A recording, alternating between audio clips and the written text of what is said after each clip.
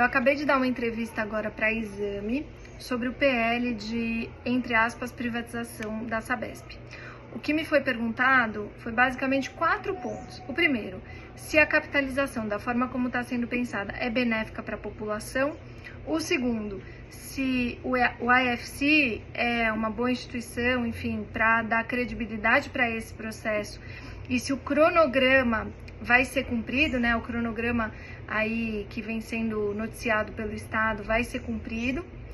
Um terceiro ponto sobre o modelo de capitalização, de privatização, e se ele se assemelha com o modelo Eletrobras. E um quarto ponto sobre os movimentos da Europa de reestatizar ativos de saneamento. E nesse contexto, se não seria o caso aqui de comparar esses projetos de reestatização que a Europa está fazendo com o momento que a gente está vivendo aqui no Brasil.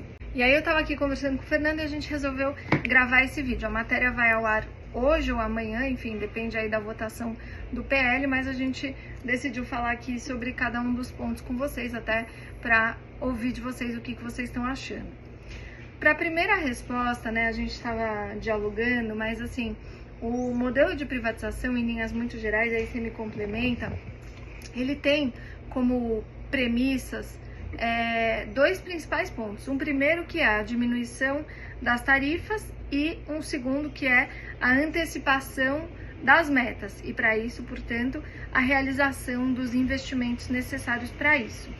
A gente estava discutindo sobre como fazer a capitalização nesse momento é justamente você perceber o valor que a empresa vai ter uma vez que ela estiver com maior capital privado e que, portanto, né, há uma percepção de maior eficiência que vai ser trazida para a Sabesp nessa, entre aspas, privatização, e fazer com que esse valor percebido pelo mercado seja aí, né, oferecido por meio da compra das ações e possa ser revertido em benefício da população a partir da realização desses investimentos para antecipação das metas para 2029, inclusive, né? Quer comentar um pouco sobre isso? Para resumir de maneira muito didática, vamos dizer assim, hoje a Sabesp, na visão do mercado, vamos dizer que ela vale 40 bilhões de reais. Porque ela tem ineficiências, porque ela tem as amarras estatais, porque ela tem uma série de problemas que não é a culpa dos seus funcionários, inclusive, é a culpa da estrutura de uma empresa estatal, né? A dificuldade de você trocar de gestão a cada 4 anos, enfim. Então isso faz com que a empresa valha menos.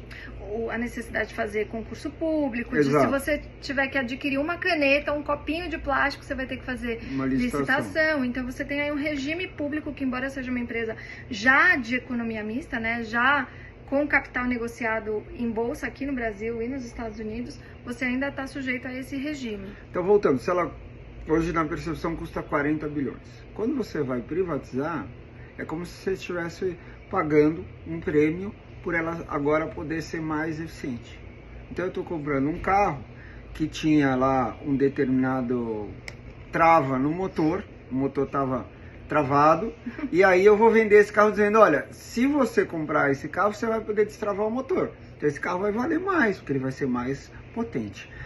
Esse upside, vamos dizer, esse aumento, vamos dizer que ela saia de 40 para 50, né? Esses 10 bi, eles, mais uma parte do dinheiro que o governo receber, eles vão ser revertidos para um fundo de saneamento. E esse fundo vai servir para subsidiar tarifas mais baixas e para antecipar os investimentos. Então, o que eu faço? Eu torno a empresa mais eficiente, mas eu me aproprio desse valor no momento da venda e quem se apropria é o próprio Estado, revertendo isso para o sistema. Por isso que é muito engenhosa, muito bem pensada essa estrutura e por isso que sim, ela trará benefícios. Haja vista que a lei federal estabelece que a universalização deve ocorrer em 2033 e o governo com esse processo, garante que a Sabesp antecipe a universalização do Estado de São Paulo para 2029. A segunda pergunta foi em especial sobre o cronograma e se o cronograma anunciado pelo governo do Estado não estaria atrasado. E aí a gente destacou que o AFC é uma instituição, né, bastante séria, ligada ao Banco Mundial, que tem sido contratada pelo Estado em outros tantos processos de concessão, de privatização. E a gente também falou que, para olhar o cronograma de atividades que têm que ser feitas para uma privatização de uma empresa estatal de saneamento, é preciso enfrentar uma série de desafios. E a gente destacou, né, nessa entrevista que eu fiz, 2 principais desafios. Um primeiro, de diálogo com o legislativo, né, e aí o governo do estado tem aí conduzido diversas conversas, né, e aprofundamento dessas conversas com a Assembleia, tanto é que o PL está aí em vias de ser votado, e isso não é trivial. E um segundo desafio importante é o diálogo com os municípios. Aqui a Sabesp, ela atende 375 municípios. E o governo do estado, ele tem feito diálogos bem aprofundados com os 375 municípios. Me parece que que é um feito, né, inédito, e realmente tem levado a sério esses diálogos. E por que isso? Porque o valor de mercado da Sabesp depende da perspectiva de manutenção desses 375 contratos. E, em especial, eu destaquei isso também na entrevista, o relacionamento com o município de São Paulo, que hoje representa grande parte do faturamento da empresa. 45%. 45%. Você quer comentar um pouco? Não, esse tema das prefeituras eu acho que é interessante, porque algumas críticas têm sido feitas de que não tem detalhamento sobre os investimentos. Eu acho que assim, é inédito o modelo que vai ser criado, porque uma das ideias, e possivelmente ela que vai se firmar, o governo do estado, ele vai permitir, né, juntamente com os municípios, criar um plano de investimento para cada um dos 375 municípios nos próximos 30 anos. Então, está se negociando, ou já se negociou com grande parte dos municípios, um novo plano de investimentos para a universalização e manutenção da universalização, né? Então, isso vai constar como um anexo do processo. Então, na verdade, não é que você está simplesmente vendendo a empresa e deixando ela decidir o que vai fazer. Você já vai trazer em contrato as obrigações que a empresa Sabesp terá, né, uma privatizada, para atender as demandas dos municípios. Então, esse ponto é muito relevante. O segundo ponto é o fato do prefeito Ricardo Nunes já ter aderido a uma solução integrada, o município de São Paulo e os demais municípios, para ajudar a viabilizar essa privatização. É lógico que debates na Câmara Municipal ainda devem ocorrer, a Câmara ela tem que ser envolvida, está sendo envolvida, mas de maneira geral, eu acho que uma coisa que tem sido pouco falada é justamente essa ideia de que com a conversa feita ao longo do último ano com todos os prefeitos, você já traçou um plano de investimento bastante robusto.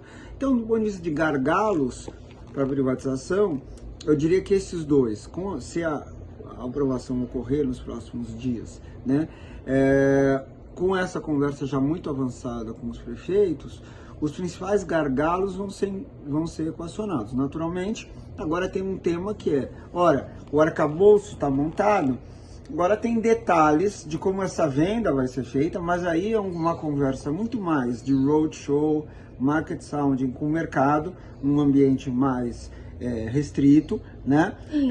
Institucional, logicamente, né? Você vai fazer de uma maneira institucionalizada, mas num ambiente menor, com toda a transparência, mas num ambiente menor, para que você atraia os interessados. Mas o benefício social, que é a aprovação do fundo de saneamento e estabelecimento das metas, ele já é garantido com essa contratualização ou essa anuência de municípios mais Assembleia Legislativa. A terceira pergunta foi uma comparação entre o modelo da Eletrobras com aquilo que está se pretendendo fazer aqui na Sabesp. E aí eu expliquei que são processos um pouco diferentes, porque na Eletrobras o que aconteceu foi uma pulverização das ações em diversos comprantes, né, em diversos compradores. E aí, aqui no processo da Sabesp, o que se está incentivando é a criação de blocos de referência, que é diferente. Então aqui no processo da Sabesp, que também não é o processo da Corsan, e depois a gente pode falar um pouco mais sobre isso, mas aqui no processo da Sabesp você vai ter o Estado mantendo uma certa participação, e aqui a gente tem ouvido o percentual de 20%, e aí as ações ofertadas, né, em bolsa, e um incentivo para que aqueles que adquiram essas ações possam se agregar, se agrupar para exercer um controle diferente daquele que foi proposto no caso da Eletrobras. Isso por quê? E aqui minha opinião, queria ouvir a sua também. O caso do saneamento é complexo, né? Você tem uma série de diálogos que precisam ser feitos, arranjos institucionais que precisam ser pensados, eventualmente até trazer pessoas com know-how de operação, né? E aí talvez esse modelo foi o que, de alguma forma, alinhou todas as pontas para poder trazer para dentro, né? E aí a gente vai ver se de fato vai trazer, mas para pelo menos sinalizar ao mercado que o mercado vai poder se compor num bloco de referência para guiar e orientar a governança da empresa, né? Acho que isso, em termos da modelagem, ainda é o ponto que depende ainda de maior sofisticação da modelagem, né? Que é justamente isso, quer dizer, eu não estou vendendo as ações do Estado para uma única empresa, para ser controladora, que é o caso da Corsan no Rio Grande do Sul, como eu já disse, mas também não estou pulverizando essas ações de maneira irrestrita no mercado. Basicamente dizer, olha, quem tiver mais de 15% vai ter direitos especiais para que possa interferir de maneira mais intensa na administração da empresa e, consequentemente, garantir um norte mais firme nesse processo, tanto de relacionamento com prefeituras, como nesse esforço dos próximos 10 anos, 7 anos, né, de universalização. Então eu preciso ter um nível de controle um pouco maior, diferentemente da Eletrobras, onde, vamos dizer assim, os contratos já estão estabelecidos, o mercado já tem uma regulação bastante estabelecida, então é muito mais fácil você pulverizar o capital. Então eu acho que esse ainda é o que falta, o governo trazer maiores detalhes, mas a gente sabe que o governo está trabalhando nisso e nos parece que vai ficar alguma coisa entre a Eletrobras e o modelo Corsan Rio Grande do Sul. E a última pergunta que a Exame me fez, e a gente estava discutindo bastante sobre isso, né, inclusive em outras oportunidades, é se o modelo que está sendo hoje realizado na Europa de reestatização dos serviços não traz aqui um complicômetro, né, para o caso da Sabesp, porque em teoria o Brasil, ou São Paulo, estaria indo na contramão daquilo que os países desenvolvidos estão fazendo. E aí o que eu expliquei, bem brevemente, aí eu vou te passar aqui a palavra, mas o que eu expliquei é que a gente está em momentos diferentes, né? Enquanto na Europa você teve um processo de universalização dos serviços, né, que data já de bastante tempo, e hoje então eles podem discutir se a manutenção, e não os investimentos, mas a manutenção de serviços já universalizados poderia então voltar para o Estado. Aqui a gente ainda tem uma realidade diferente em que dos 200 milhões de pessoas, metade de 100 milhões de pessoas ainda não tem acesso à coleta de esgoto. E em São Paulo, embora a gente tenha um Estado comparativamente, né, mais avançado do que os demais do Brasil, você ainda tem pessoas que estão fora da rede, ainda tem pessoas que não têm acesso à água nem esgoto. Então você precisa cuidar dessas pessoas, e a universalização também é, entre aspas, carente aqui em São Paulo. Então alguma coisa precisa ser feita. E aí eu até reforcei que na Europa, no momento em que se discutia a necessidade de universalização, aí sim os serviços foram delegados, foram concedidos, né? Até você mesmo falou sobre os operadores, né? Assim, a gente discutir a Europa, eles estão com o serviço todo universalizado, né? Então, é um outro momento. Quando você fala, por exemplo, França, que está discutindo a reestatização em Paris. Ora, quais são as maiores empresas de saneamento do mundo? São as francesas. Suez, Lyonnaise des Eaux, e elas iniciaram, o mercado delas se iniciou na França. Então, quem fez o esforço de universalização na França foi uma parceria público-privada. Não foi o Estado. Até porque, na época, o Estado sabia que, a exemplo do que acontece aqui no Brasil, ele não tinha capital, não tinha expertise para fazer essa universalização a tempo. Então isso foi feito lá atrás. É que nem eu discuti hoje reestatizar as estradas de São Paulo. Que na década de 90 passaram... Então, é isso que eu ia dizer, né, quer dizer, você reestatizar a estrada de São Paulo. Hoje eu consigo discutir isso, se eu quiser. Só que eu já tenho a duplicação feita, eu já tenho a estrada em perfeito estado, né? Porque, como a Isa disse, já há 30 anos atrás eu já privatizei as estradas, né? E ainda assim optou-se por renovar. Porque também o Brasil, a estrutura institucional brasileira, ela é deficiente em termos de capacidade de manutenção, de zeladoria, né? A gente tem uma série de amarras institucionais que fazem com que o Estado fique mais ineficiente. Então, essa discussão, a gente tem que tomar muito cuidado, porque o modelo que muitas pessoas defendem, que é o modelo do Planasa, que surgiu em 1970, ele não garantiu universalização até hoje. E está pedindo mais 10 anos para garantir essa universalização. Então, assim, não se trata aqui de ideologia. Se trata de que cada ano que passa, eu mantenho a nossa população nadando no esgoto. As crianças fora da escola por problemas de doenças de veiculação hídrica.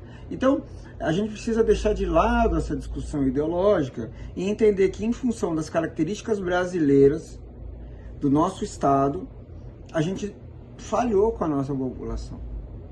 A gente está deixando metade da população no esgoto.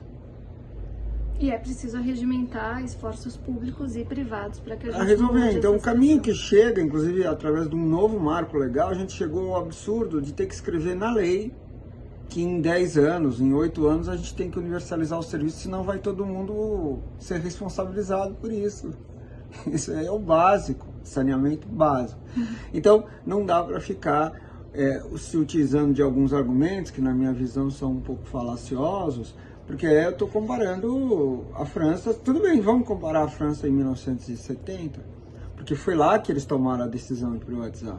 E nós tomamos a decisão de fortalecer as estatais. Então vamos comparar os dois caminhos, 1970 e 1970, quanto que a França cobriu de esgoto na população e quanto que a gente cobriu, e aí a gente vai poder discutir. Infelizmente a gente ficou para trás, então a gente tem que olhar para a França do de Gaulle e não para a França atual. E você, qual que é a sua opinião? Conta pra gente.